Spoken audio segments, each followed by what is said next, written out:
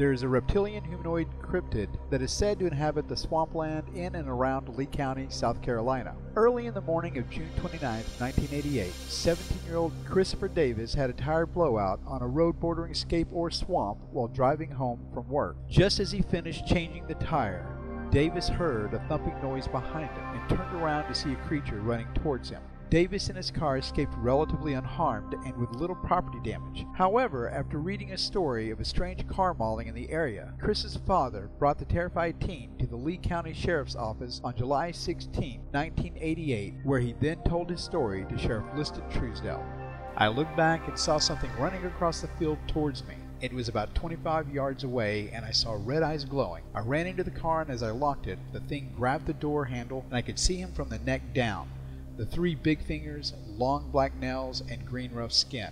It was strong and angry. I looked in my mirror and saw a blur of green running. I could see his toes, and he jumped on the roof of my car. I thought I heard a grunt, and then I could see his fingers through the front windshield where they curled around on the roof. I sped up and swerved to shake the creature off.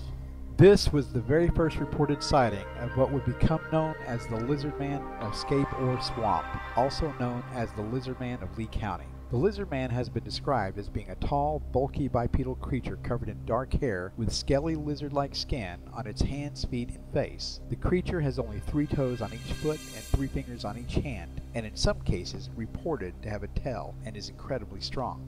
On the morning of July 14, 1988, just 2 days before Davis made his report, Lee County Sheriff's Office was called to the scene of a strange instance of vehicle damage. Tom and Mary Way lived in a small rural community known as Browntown on the outskirts of Bishopville, South Carolina. The chrome molding on their car's fenders had been torn away, the sidewalls were scratched and dented, the hood ornament was broken, the antenna was bent, and some wires from the motor had been ripped out. Upon closer inspection, it was clear that someone, or rather something, had used its teeth to inflict some of the damage. Evidence also included clumps of reddish-colored hair and muddy footprints that had been left all over the car.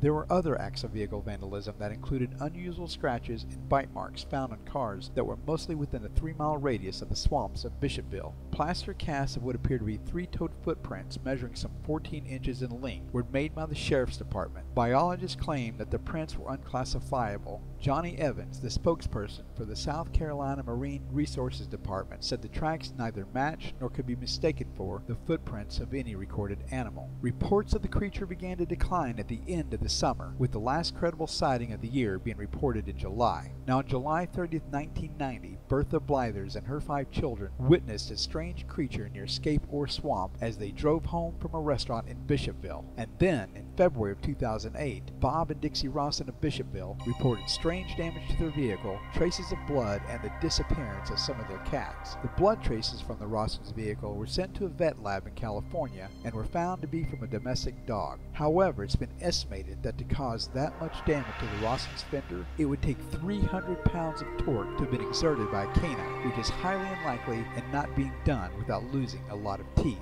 What do you think, lizard man, bear, or dog? Comment below.